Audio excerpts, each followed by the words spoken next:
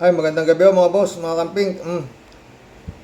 Mukhang may hirapan talaga itong mga biktimang sabong na to. Magaling ho yata yung nakakuha ng abogado nitong si Atong Ang, oo.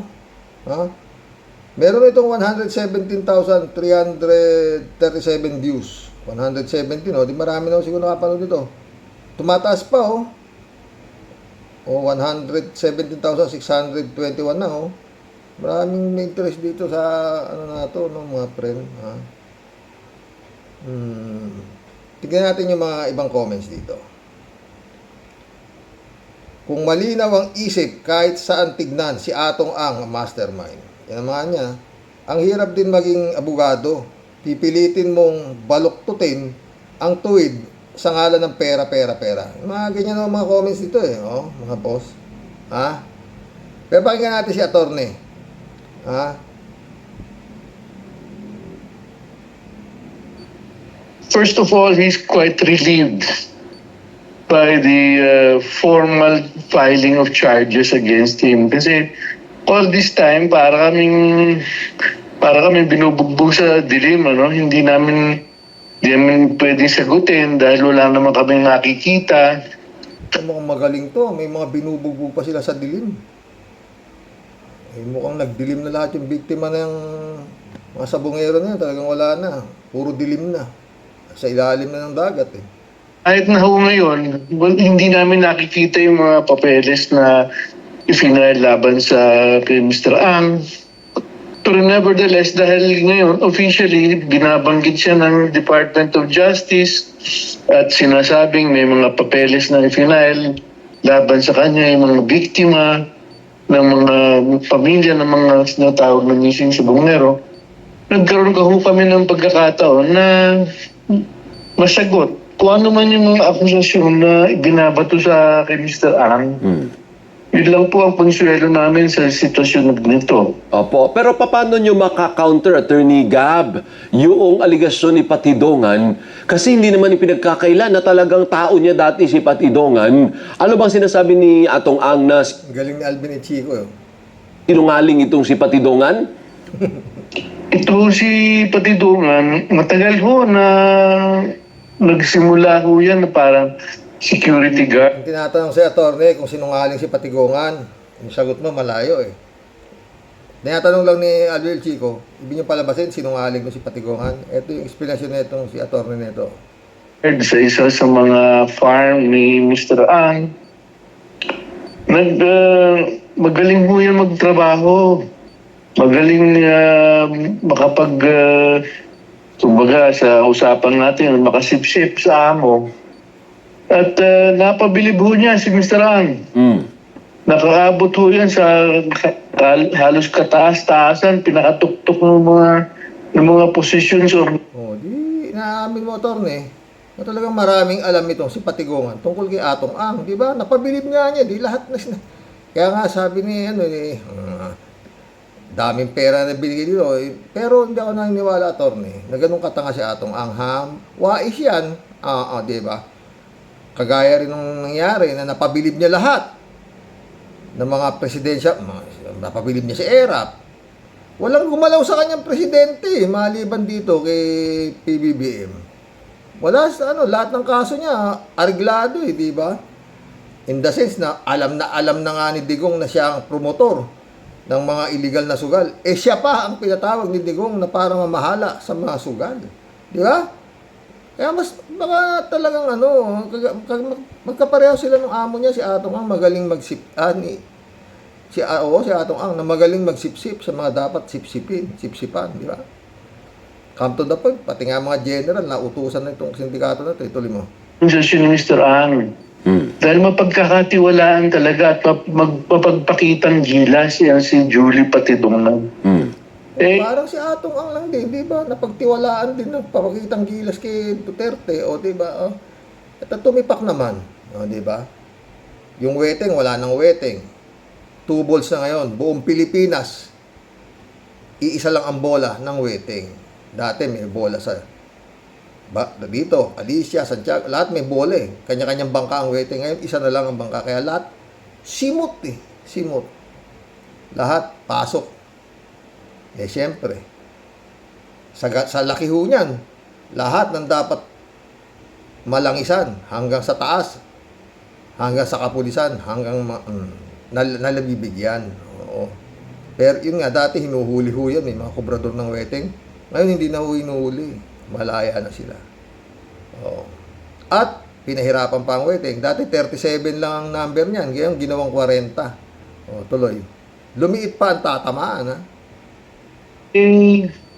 Totoo kong nagtrabaho sa kanya nung napakatagal, siguro mga labing-anim na taon ho ngayon. Kanya lang, ito hong si Patidongan, maabilidad. Tsaka talagang, Parang si Atong ang lang din, attorney, maabilidad. Oh, antakin mong yumaman ng ganyan yan dahil sa galing ng abilidad, di ba? Parang kliyente mo rin maabilidad. Oh.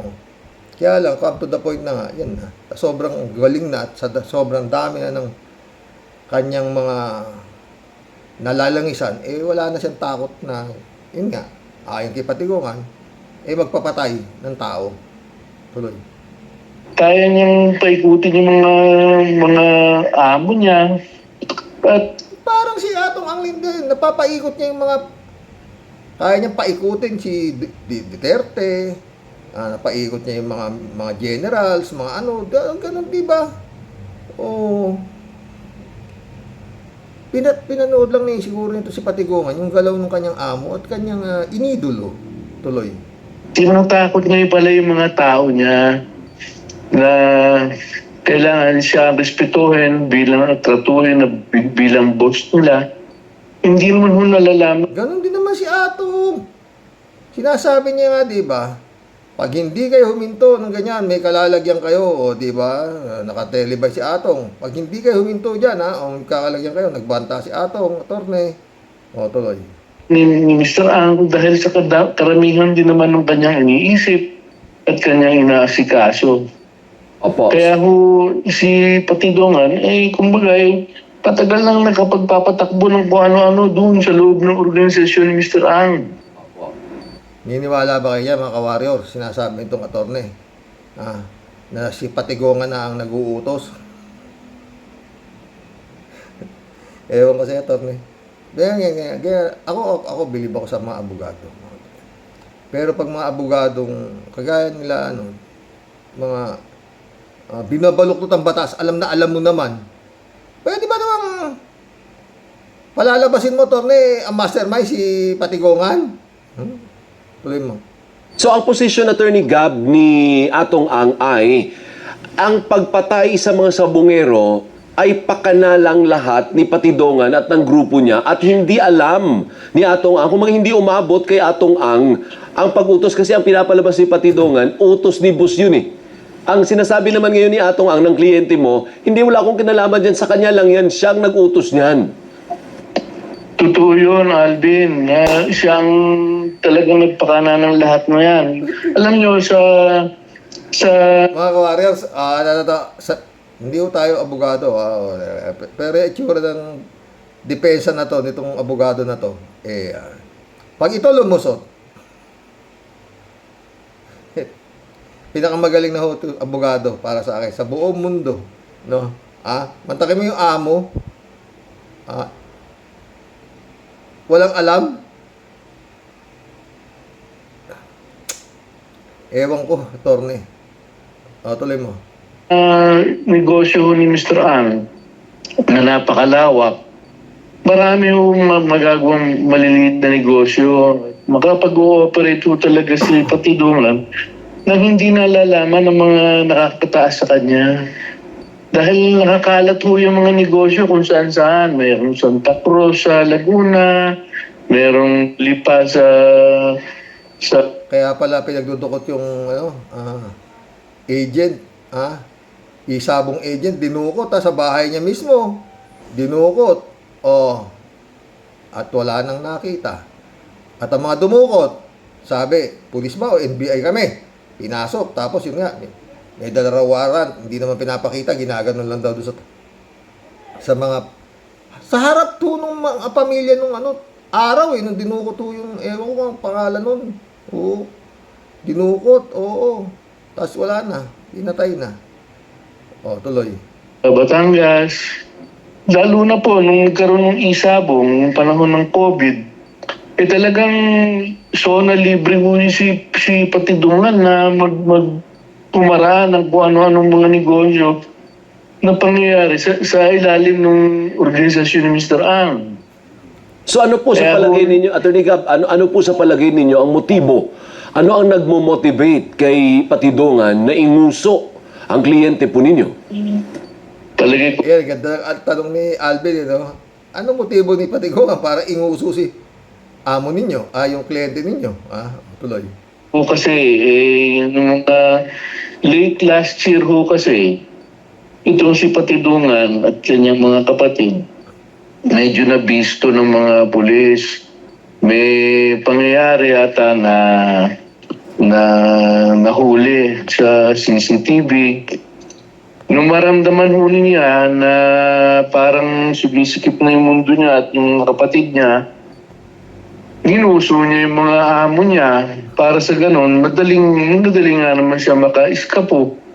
Madali siyang makaalis sa kanyang Alam nyo, mga friend, sumasakit ang ulo ko rito sa nako ang abogado na ito. Oo, totoo. Pero wala kang gagawin di ba? Kaya kalahi ni Kopman. ang kinaruruan na liability.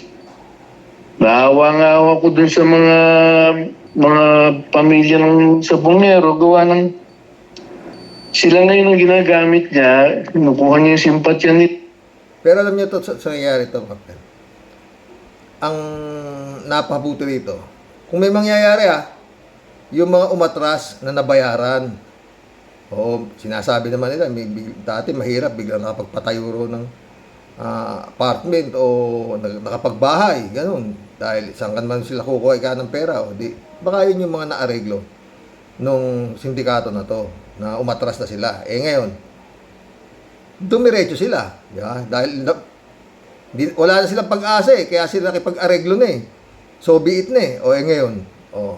Kaya sila ngayon, nagkaroon na sila ng pera, magkakaroon pa sila ng hustisya, di ba? Tuloy. para sa ganon makapagtago siya. At siya pang ngayon na makakaalpas sa kagagawan niya, ang tunong-turo niya, yung ibang tao na wala namang kinalaman sa mga kagagawan niya. Opo. So papanong diskarte, Attorney Gab Villarreal, ang kaso dito ay Nagsasabong ka ba, Torne? Sa sabungan, no, Torne? Yung mga ganyan, mga security, hindi nakakapasok ng sabungan yan. Sa oras ng sabong, hindi yan nakakapasok. Nandun lang ho yan sa labas. Kasi nga yung mga guys, security na yan, just in case na may magkagulo sa loob ng sabungan, saka lang sila papasok. Pag tumawag na kanya, si Atong, Guardia! May magulo rito sa loob ng sabungan. Ganun. Andun lang yan. Sa totoo lang, mga friend. Matagal ho ako nanabong. Nagmanok pa nga ako nung araw. Kaya mga ganyan. Chope-chope. Bihira po yan. Lalo-lalo na sa derby. Bihirang-bihira ho yan. Kasi, prestige ho yan Prestige ho yan. Yung galing mong magmanok, alagaan manok, paano pumalo ang manok mo. Karamihan ho yan, nagkakaroon ng chope yan sa tari. Pero yun nga, bandang huli ho, nagkaroon na ho ng management, bago ho bitayuan ng manok, tinitignan muna ho, may lason pa nga yung tari niya. Naglalagay siya lang. Ngayon pinupunasan na ho ng alcohol yan. Tapos tinitignan ho kung talagang matalim yung tari, bago ho bitayuan yung manok. Kaya ewan ko kung paano nagkaroon, sinasabi nilang chope mahirap po manyope. Napakahirap po manyope. At hindi ka gago para ka mag-alaga ng manok, para magsindikato ka lang. Hindi mo nuwala dyan. Totoo lang. Pero doon sa tupa-tupada, yung mga maliliit sa mga bari-baryo, meron ng mga pasabong yung mga kapitanes, doon pwede. Pero sa mga naka-televised, hindi ho pwede. Mahirap po. Napakalakas ang loob mo para ka gumawa ng kahayupan na ganyan. Tuloy. Tsaka yun nga, kung mabukot, magsasakali, sasampahan ka ng kaso, magpapiyansa ka, at hindi ka na makakapasok magmuli sa loob ng sabungan, at ang iyong pangalan ay kalat na kalat sa buong sabungan na ikaw ay isang manyonyope, kahihiya na ng buong pamilya mo.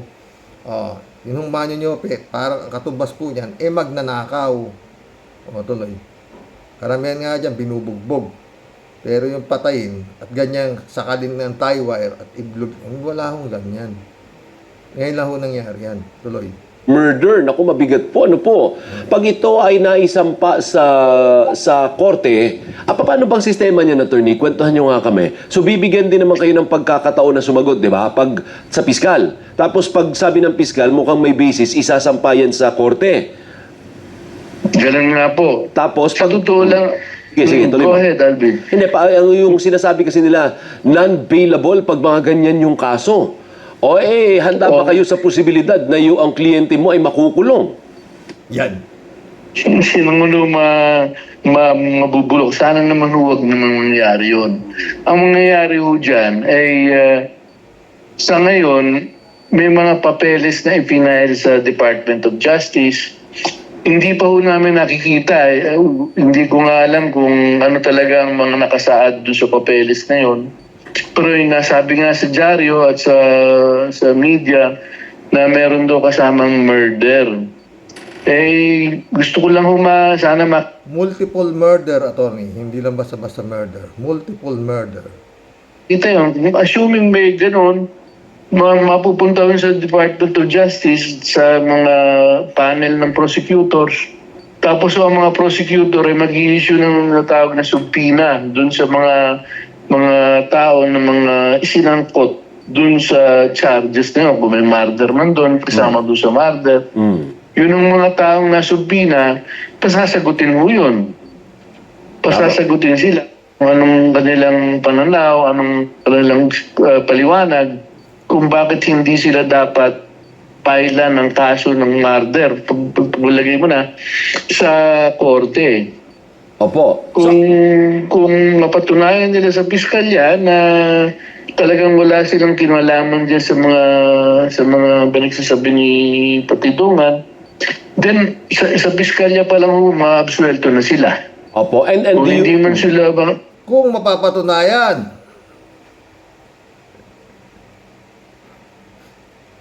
attorney. Kung mapapatunayan na sa piskalya na wala silang kinalalaman, talagang maabsuelto na sila, ganon. Pero pag nagkaroon ng probable cause at hindi nila napatunayan, maaaresto na sila, ganon. At hindi na sila makakalabas dahil no bail nga yan. O, tuloy. Do you expect na sa piskalya pa lang ay madidismiss at walang basihan ang reklamong nakaangkla sa testimonya ni Patidongan?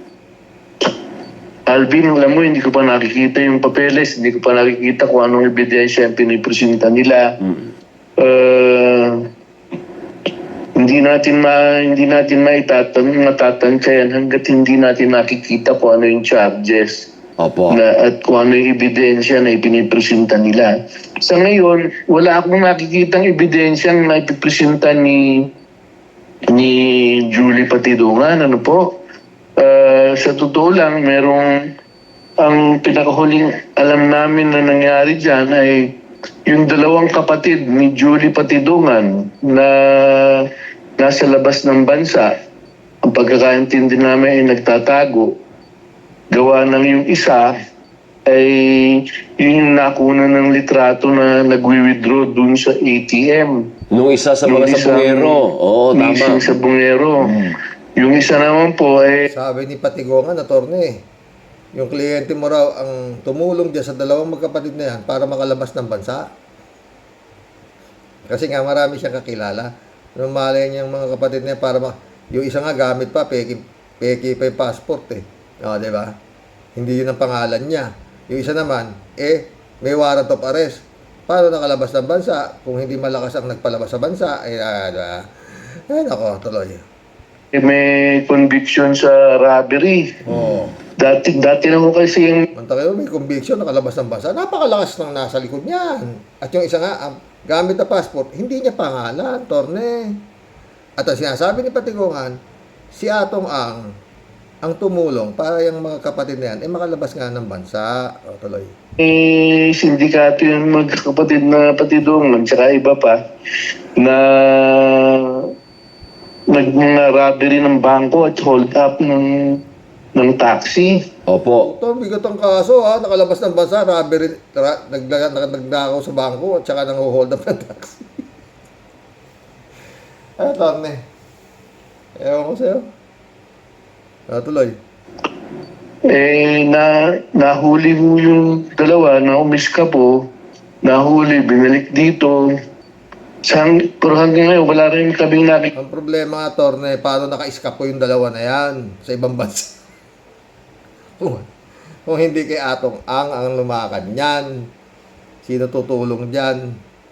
Kaya nga sabi ni Patigongan, si Atong ang tumulong. Attorney, ewan ko tuloy. Kita statement pa dun sa dalawa. Opo. Pinagliliwanag ni Patidungan na kasi nakapagtataka bakit kapatid niya mismo yung mga nahuli abroad na nag-i-escapo at kapatid pa niya yung nagwi-withdraw dun sa ATM. Ipinaliliwanag niya na naman na inunguso na naman niya na yung mga amo doon niya ang nagpalayas dun sa dalawa, nagpa-escapo dun sa dalawa.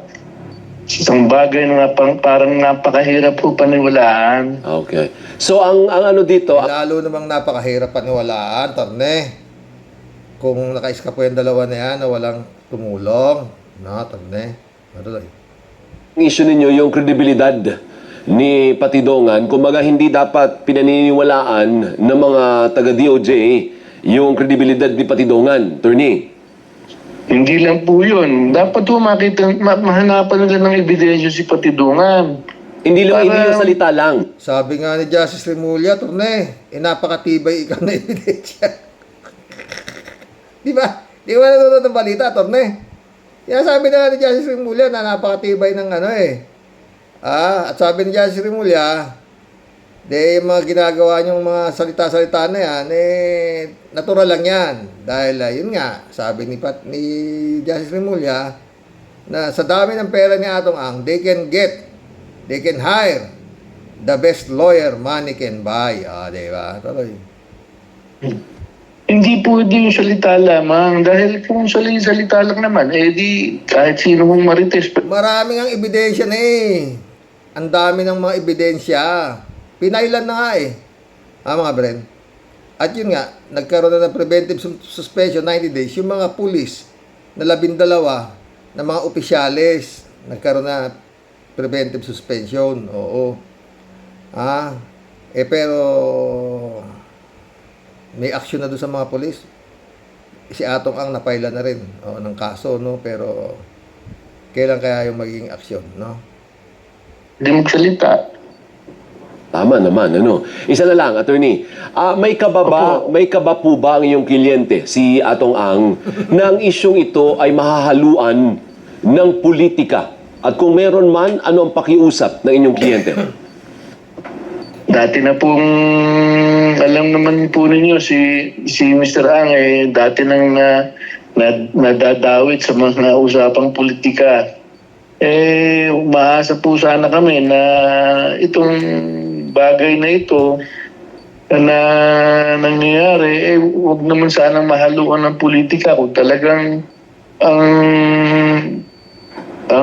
hinaakusa sa kanya tungkol dito sa mga missing sa Bungero. Di pag-usapan mo natin kung ano yung ebidensya nung nag-aakusa. Hindi na ho natin kailangan salihan pa ito ng kung ano-anong politika. Sana ho maka-onward na tayo na... Ang nagano nga dyan si Digong nga ang nagpatawag dyan para siyang mga ganyan, attorney. Si Digong, yung presidente si Digong, saka yan, tinatawag ni Digong yan. Ano ba tawag mo kay Digong, attorney? Presidente, di politiko, di ba? Tuloy. Papag-usapan natin kung ano yung mga bagay-bagay sa paligid natin na kailangan pag-usapan. Hindi naman lahat dapat haluan natin ng politika. Okay. Thank you, Attorney Gabriel. Maraming salamat po for... Ay, nako, attorney. Basta yan lang yan, mga friend. Yung istorya na yan. Pagdating ng... Basta yung mga nagkaroon ng preventive suspension, no? Now, Napolcom, suspension of rogue cops in Sabongero's case meant to ensure intel. Allow me siguro to read from a resolution signed by the National Police Commission and Bank. If I may. So there are two resolutions we're talking about. I will read one which more or less reflects the same contents as of to the other one. Summary dismissal case number CO-2025-004 to 0010 for grave misconduct, 6 counts, and conduct unbecoming of a police officer. Julie A. Patidongan et al., as represented by the Inspection, Monitoring, and Investigation Service, or IMIS, of the National Police Commission as complainants, versus Lieutenant Colonel Ryan J. Eliab Orapa, Police Major Mark Philip Simborio Almedilla, Police Executive Master Sergeant Aaron Ezra Lagahit Cabillan, Police... Tama na yan. May aksyon na huro sa mga kasabwat na pulis, no? Ng sindikato na to, no? Mga friend, oh, yung mastermind na lang ang kailan kaya ma-aksyonan. Oh, na-aksyonan na ho, di ba? Di ba bilis? Oh. Di ba? Yun lang ho yan, Basta yan, pag yan nakailusot nito si Atty. Gabriel at na-dismiss ng prosecutor at napatunayan nila na walang kasalanan at hindi sumampa sa korte,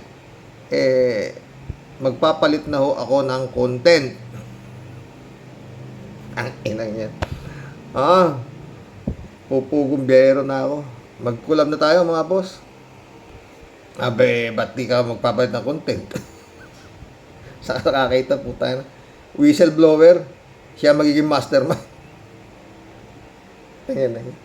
Yung kapatid niya, tinuturo, may mga picture pa siya kung paano pinatay o kung paano kinatay. Hindi pinatay ang ang termino ni itong sila Patigongan kung hindi paano kinatay. Mga demonyo. Magkulab na ho tayo mga boss. Teka, ito pa isa. Why 8 in 10 out of 10 Filipinos say Sara Duterte must face trial?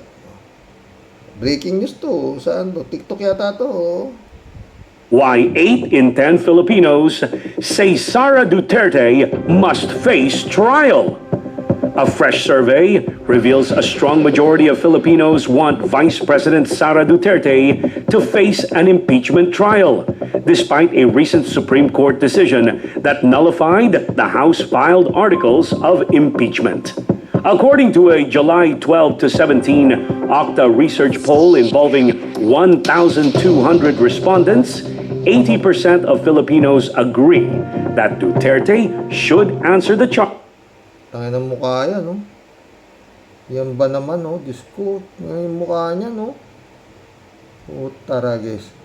Mukhang hindi pa huli ng buhay ito. Talaga. Before the Senate. Only 14% disagreed, while 7% were undecided. The survey also highlighted near universal public awareness of the impeachment case, with 97% saying they were informed about it. Public support cuts across regions and social classes, from 69% in Mindanao to 92% in the Visayas. Respondents mainly cited a need for transparency and accountability, with 59% saying Duterte should address the allegations to clear her name. Why 8 in... Ang dami, oh. Pero wala akong kwenta yan sa mga Senado, no? Basta sila, ang kanilang goal is to dismiss at iligtas si Duterte. Magkulam na tayo. Basta't ang mahalaga, huwag mabuksan ang kinatatagong kayamanan. Makise, shout out. Hindi din, Sir Rox. Pasensya na po, Sir Rox. Grabe na. Grabe sa dami ng mga issue na dapat nating talakayin. Naging super busy na tayo. Basta ipaglaban natin ang ating konstitusyon. Huwag tayong papayag na balahurain nila ang kapangyarihan nating mamamayan. Yun nga yun is Makisi. God bless you always, Sir Rox. At mabuhay po kayo. Mabuhay guys, Makisi. Jab Alvaro, shout out. Libel convicted, shout out. May 21, 2013, Hart's parents have asked Escudero through the media to leave their daughter alone. They called him an opportunist. Tama siguro. Tama yung magulang ni Hart. Pero ibang magmahal si Hart. Talagang heart to heart. Jokiano, shout out. Karox, talagang money talks.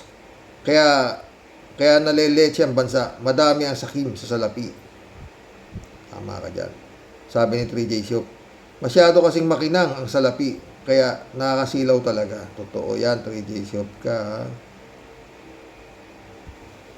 Kung ako hindi sana ako camping ngayon. Pagka pumunta ka sa Duterte, pag pumunta ka kay PBB, meron ding grasya Sa camping, walang grasya. Jokihano. Kung talagang sa harap ni Elakim pinatay ang mga sabungero, sana pangalanan na kung sino ang mga pinatay. Darating daw dyan sa pag nagsalita na yan. Oo. Mukhang doon ang tungo. Elizabeth Iscario, good evening, Sir Rox. Malalakas ang loob ng mga pulis na yan kasi nga, malakas ang backer ng mga yan. May malaking pera, binibigay sa mga yan, milyon-milyon. Kaya ready sila, lalo pa, at malakas sila sa korte, na marami dyan nababayaran. At kagaya ng ginawa ni Digong sa Style Tokhang, na yung mga pulis na yan ang sanay na pupuntay sa mga biktima ng missing sa bungero. Ikulong at firing squad ang mga yan para huwag pamarisan. Pero sa totoo lang, grabe. Librado Ludovico, shout out. The Sunday morning, Karox and all warriors watching from Edmonton, Alberta, Canada. God bless, to stay safe. Okay lang, Karox, kahit halo-halo ang topic mo. Topic mo, no? Problem, pero si Sister Gising Sai, mayroong problem. Lord na kay Manang Cecil. Malaki yung problema niyan. Hintayin na lang namin yung Babasahin ko yung decision ng kagalang-galang judge, no? Mapabor o hindi, no? Pero umaasa ako pabor. Elizabeth Iscario. Kasi yung judge dito awardee raw yan. Ang lahi ng mga Duterte talaga ang salot sa bansa. Panahon na dapat na silang sipain sa ating bansa, Sir Rox, kasama ng mga demonyong mga pro-Duterte senador at yung mga nagtatanggol ng mga justices dyan. Kawawa talaga at napakamalas natin at nagkaroon tayo ng ganyang klaseng kademonyong mga leader natin at mga alipores nila. Totoo yan, hindi sabi. Joselito Mabait, shout out. Kalat ni Baya, shout out. Miguel Edwin, Mike, shout out, my friend. Romeo Kalusa, shout out. Lahat ng senador, puro Alibaba. Isa petong atong ang dapat sabitain. Ano nga Kalat ni ulit, Basta pulis ay hindi mapagkakatiwala niyan. Pera lang ang katapat ng mga putragis na yan. Maita ulo ni Kalat niya. Ayon ako sa iyo dyan, Kalat mo. Pero may pulis namang matino. Yan nga lang, siguro sa 10, baka isa lang. No? Alam niyo nangyari talaga sa atin, parang pelikula sindikato, binayaran yung mga... Ang problema sa atin, naupo sa sindikato, presidente na ang may hawak ng buong, lahat, katulisan, lahat, hawak niya hanggang ngayon, no? Mantakin mo yung decision ng Korte Suprema na yan, hanggang ngayon, gulo-gulo, no? Salamat mo. Pero si Atty. Libayan, hamon niya lahat. Anong nangyari kay Atty. Libayan, no? Pati sila Barry Gutierrez, Ronald Llamas, Christian Esquera, lahat inahamon niya lahat. O pati sila Justice Carpio, inahamon niya lahat. Bukas natin, tatapik natin yan. Mahaba na ho yan. Shelly J. Zero. Tama ka, Karox. Dapat nung ginagapang yan at gusto nilang bayaran, dapat kinasuhan na agad. Yun, di ba? Bilyonaryo, hirap yan bilyon, hirap yan puksain kasi maraming mukhang pera at walang dignidad. Karamihan sa mga Pilipino. Kinakalimutan nila agad ang mga pinag-aralan nila basta tapatan ng kwarta. Kapal ng muka. Sana tuloy-tuloy na yan, Karox. Huwag sanang lingas kugon lang. Yan, yun lang yun. Diba? Ren Shervin sa PEDA, shout out Christian Sen, July 7, Alcatara, shout out sa inyo mga bossing. Pendolor Garcia, shout out. Eman Escalona, Ivy Bingson, sabi ni Tia Deli, nagmula po sa bundok ng Tralala, Impong Basyang Team Tia Deli po, muli po, bumabalandra at bumabati po na may ngiti sa iyo, Xerox, at sa buong team, Rocky Warriors the Great. Sa topic ko po today, Xerox, naku, ganyan naman po talaga tayo palagi, di ba, Xerox? Nauna palagi ang pagiging bida, kuda versus action. Naku, sayang lang talaga, Xerox, at di ikaw yung nasa pwesto nila. Ubod po nila ng lalambot. Ang bibigat ng mga ranggo, pero puro panislaway, Xerox. Pagdating sa tunay na aksyon, sila po talaga ang tinatawag na sundalong kanin, Xerox. Hindi sundalong kanin, sundalong pera. Puro kuda, kulang sa gawa ba Sayang naman, Xerox, yung kinakain nila. Puro steak araw-araw habang yung iba nagdidildil po ng asin. Mga sir, pakitang gilas naman tayo, bawas-bawasan po natin yung puro pabida. Hawak mo na nga, nasa kamay mo na, paalpasin mo pa. Ikaw ang may sabi, wag silang magtangka na ikaw subukang lapitan. Kung talagang tigasin ka, sir, wala na pong maraming cheche-bureche. Agad-agad huli na yan at iharap agad po sa media. Wala na yung mapapetik-petik, tas ang ending naging pugante na. Hay nako naman po, mga sir. Kaya ubod po ng bagal ng hustisya sa atin, Xerox. Ikaw naman. Pag gustong pabilisin, pwede. Hindi ba? Alam mo naman yung Theodelic, di kita masisisi kung panay inom mo ng losartan.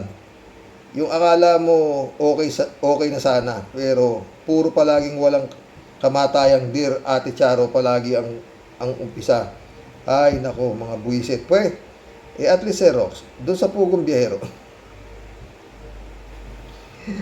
Palaging nanonood. Alam mong malupit na drama lang yon para may maawa at magbigay. Dito po sa mga tulungis natin, ano po ang napapala at ibinibigay po sa atin? Ano pa?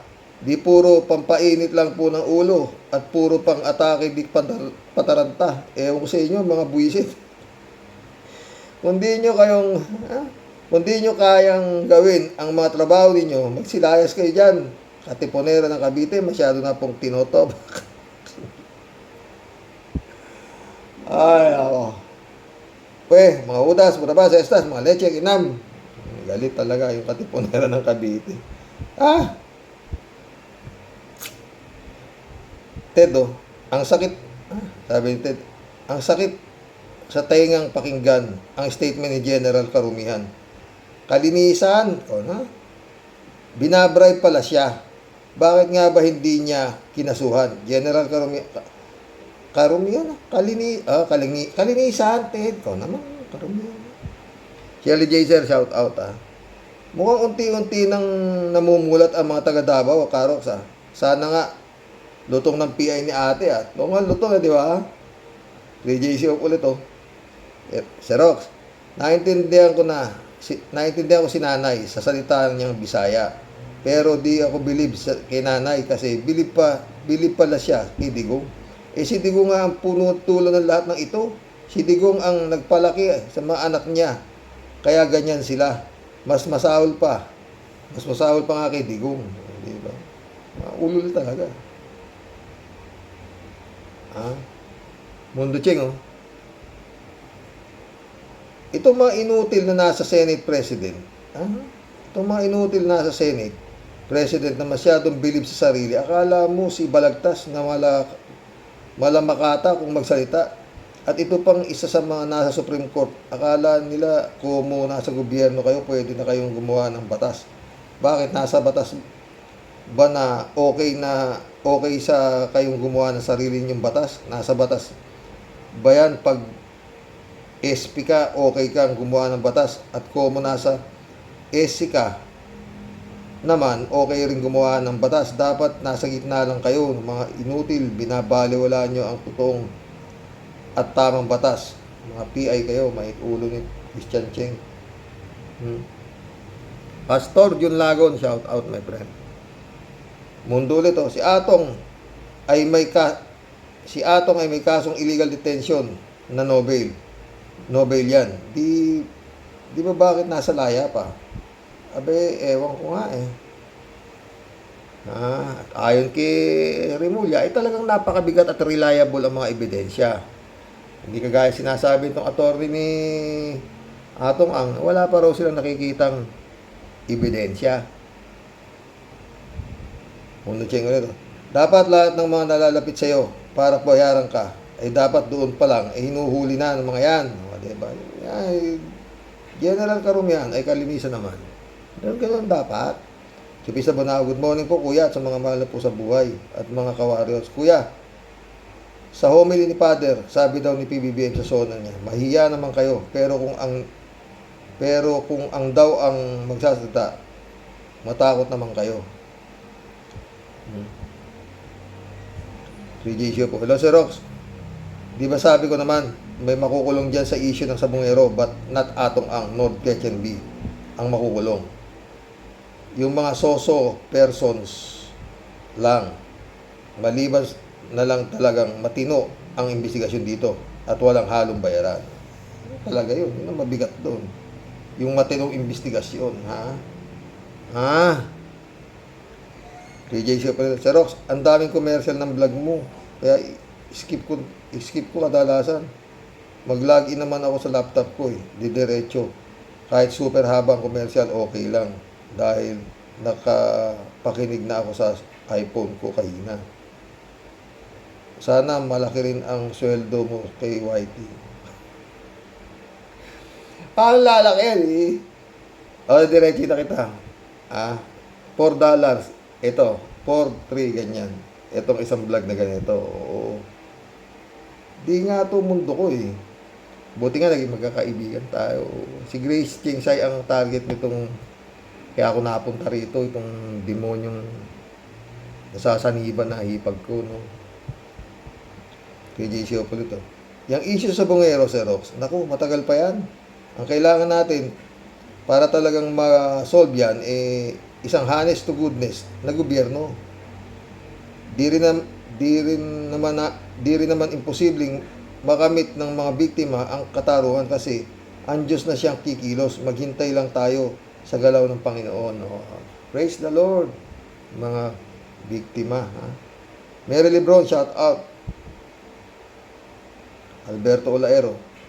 Karaoke, ang hindi ko makakalimutan ang nangyari sa ating bansa mula nang naging presidente ng Pilipinas, ang baliw at pumapatay ng tao dahil sa COMELEC, nagkaroon tayo ng presidenteng kurap, magnanakaw sa kaban ng bayan. Karos, nabi mo pa.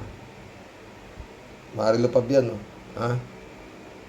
Good day po tayo sa mga ka-warriors. Tanging panalangin po sa mga nasa gobyerno na huwag masilaw sa kinang ng salapi para naman maibigay nila ang tunay na hustisya. Amen. Sana nga matupad ang panalangin natin, di ba, mga friend?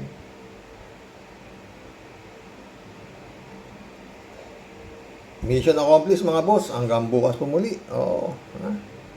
God bless po. Oo. Lord, save the Philippines na lang talaga. Oo. Nangyayari naman, friend.